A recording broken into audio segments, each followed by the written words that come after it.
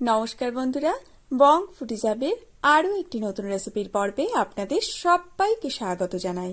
বেশ গরম পড়েছে, আর এই গরমে কিন্তু আমাদের যে কোনো ধরনের ঠান্ডা পানীয় খেতে বেশ ভালো লাগে।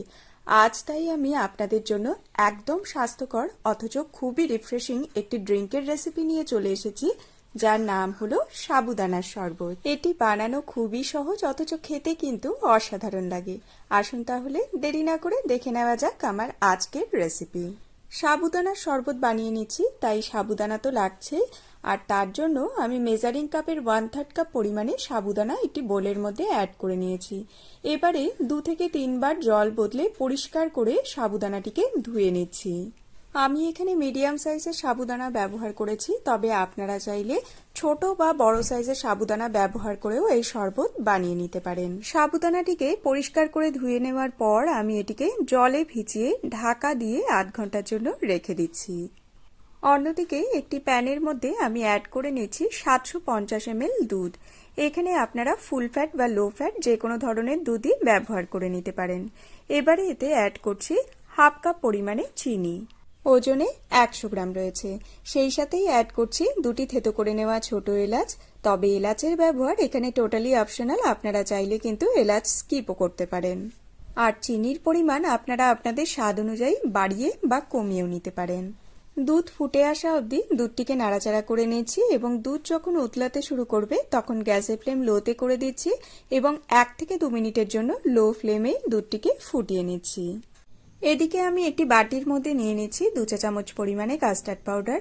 এখানে আমি ম্যাঙ্গো ফ্লেভারের কাস্টার্ড পাউডার ব্যবহার করেছি, তবে আপনারা চাইলে আপনাদের পছন্দ মতো যে কোনো ফ্লেভারের কাস্টার্ড পাউডার ব্যবহার করে নিতে পারেন। 1/4 কাপ রুম টেম্পারেচারে থাকা জল অ্যাড করে কাস্টার্ড পাউডারটিকে খুব ভালো করে জলের সাথে মিলিয়ে নিচ্ছি, যাতে এর মধ্যে কোনো রকমের লাম্পস না থাকে। কাস্টার্ড পাউডার ব্যবহার করার ফলে শরবতটি খেতে যেরকম টেস্টি হয়, সেরকম কিন্তু শরবতের মধ্যে একটা ঘনত্বও আসে। 2 মিনিট দুধটিকে ফুটিয়ে নেওয়ার পর কাস্টার্ডের মিশ্রণটিকে এর মধ্যে অ্যাড করে দিয়ে লো ফ্লেমে খুব ভালো করে নাড়াচাড়া করে একবার একটু মিক্স করে নিচ্ছি, যাতে এর মধ্যে কোনো রকমের দানা না বেঁধে যায়। যেহেতু আমরা শরবত বানিয়ে নিচ্ছি, তাই কাস্টার্ডের মিশ্রণটিকে অ্যাড করার পর লো ফ্লেমে জাস্ট 1 মিনিটের জন্য দুধটিকে ফুটিয়ে নেব। 1 মিনিট দুধটিকে ফুটিয়ে নেওয়ার পর দুধের ঘনত্ব কিন্তু আগের চেয়ে অনেকটাই বেড়ে গিয়েছে। এই পর্যায়ে আমি গ্যাসের ফ্লেম বন্ধ করে দিচ্ছি এবং দুধটিকে নাড়াচাড়া করে বেশ একটু ঠান্ডা করে নিচ্ছি। আর এটি ঠান্ডা হয়ে যাওয়ার পর আরও কিছুটা ঘন হয়ে আসবে, তাই কাস্টার্ড পাউডার অ্যাড করার পর কোনো মতেই কিন্তু খুব বেশি সময় ধরে দুধটিকে ফোটানো যাবে না। এবারে আমি এই কাস্টার্ডটিকে একটি বাটির মধ্যে ট্রান্সফার করে নিচ্ছি এবং পুরোপুরি রুম টেম্পারেচারে চলে আসার পর এটিকে নর্মাল ফ্রিজে 1 ঘন্টার জন্য রেখে দিচ্ছি। আপনারা যারা আমার এই ভিডিও দেখছেন তারা কোথা থেকে দেখছেন এবং আমার ভিডিও আপনাদের কেমন লাগে আমাকে কমেন্ট বক্সে অবশ্যই কমেন্ট করে জানাবেন। এদিকে আমরা যে সাবুদানা ভিজিয়ে রেখেছিলাম সেটিও কিন্তু খুব সুন্দরভাবে ভিজে গিয়েছে। হাতে নিয়ে একটু প্রেস করলেই বোঝা যাচ্ছে এটি কতটা সুন্দরভাবে সোক হয়েছে। এবারে আমি সাবুদানাটিকে সেদ্ধ করে নেব। তার জন্য একটি প্যানের মধ্যে অ্যাড করে দিচ্ছি 2 কাপ পরিমাণে জল। জল যখন ফুটতে শুরু করবে তখন এতে অ্যাড করে দিচ্ছি আমাদের আগে থেকে ভিজিয়ে রাখা সাবুদানা।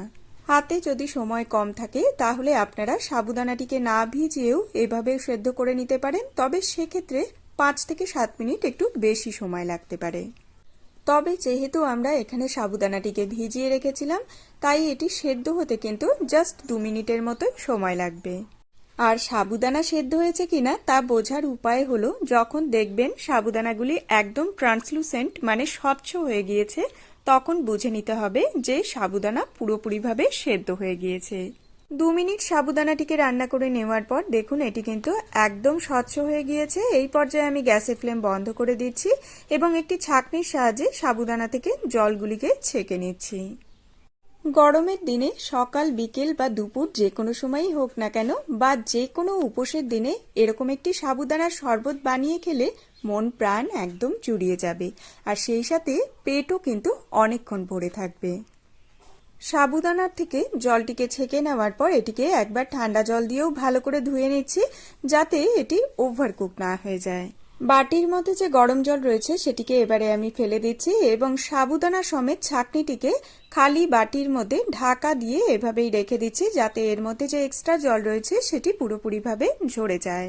এদিকে শরবতটিকে বানিয়ে নেওয়ার জন্য আমি এখানে কিছু ফল কেটে নিয়েছি, যেমন আপেল, চেরি, কলা, আঙুর এবং বেদানা।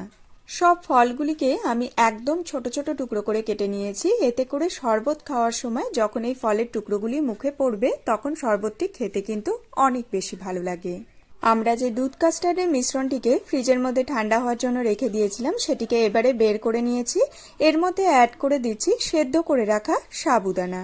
সাবুদানাটি রুম টেম্পারেচারে আসার পরও আমি বেশ কিছুক্ষণের জন্য ছাঁকনির মধ্যেই রেখে দিয়েছিলাম, তাই এটি জমে গিয়েছে। তবে ভয়ের কোনো কারণ নেই, এটিকে এভাবেই কিছুক্ষণের জন্য এই দুধের মধ্যে রেখে দিলে কিন্তু ধীরে ধীরে এটি ছেড়ে আসবে, বা আপনারা চামচ দিয়ে একটু ভেঙে ভালো করে মিলিয়ে নিলেও এটি আলাদা আলাদা হয়ে যাবে। এবারে এতে অ্যাড করে দিচ্ছি কেটে রাখা ফলের টুকরোগুলিকে। আমি এখানে আর ফলের পরিমাণ উল্লেখ করিনি, আপনারা আপনাদের পছন্দ মতো ফলের পরিমাণ বাড়িয়ে বা কমিয়েও নিতে পারেন এবং আপনাদের পছন্দ মতো ফলও কিন্তু এখানে অ্যাড করে নিতে পারেন। চাইলে আপনারা কাজু, কিশমিশ, আমন্ড ইত্যাদিরও ব্যবহার করে নিতে পারেন। এবারে সবকিছু একবার একটু খুব ভালো করে মিলিয়ে নিচ্ছি, তারপর আরও 1 ঘন্টার জন্য এই মিশ্রণটিকে ফ্রিজের মধ্যে ঠান্ডা হওয়ার জন্য রেখে দিচ্ছি। তারপর ঠান্ডা ঠান্ডা সার্ভ করব সাবুদানার শরবত। তাহলে বন্ধুরা, আমার আজকের এই সাবুদানার শরবতের রেসিপি আপনাদের কেমন লাগলো? ভালো লেগে থাকলে ভিডিওটিতে একটি লাইক দিয়ে আমাকে উৎসাহিত করবেন এবং কমেন্ট করে জানাবেন কেমন লাগলো। চ্যানেলে নতুন বন্ধু হলে সেই সাথে চ্যানেলটিকে সাবস্ক্রাইব করে পাশে থাকা বেল আইকনটি প্রেস করে আমার পাশে থাকার একান্ত অনুরোধ রইল। আর যদি আপনারা ফেসবুক পেজ থেকে এই ভিডিওটি দেখে থাকেন তাহলে পেজটিকে ফলো করার একান্ত অনুরোধ রইল। আজকের মতো তাহলে এই পর্যন্তই বন্ধুরা, দেখা হবে অন্য একটি নতুন ভিডিওর সাথে অন্য আরেকদিন। সবাই খুব খুব ভালো থাকবেন, সুস্থ থাকবেন। ধন্যবাদ।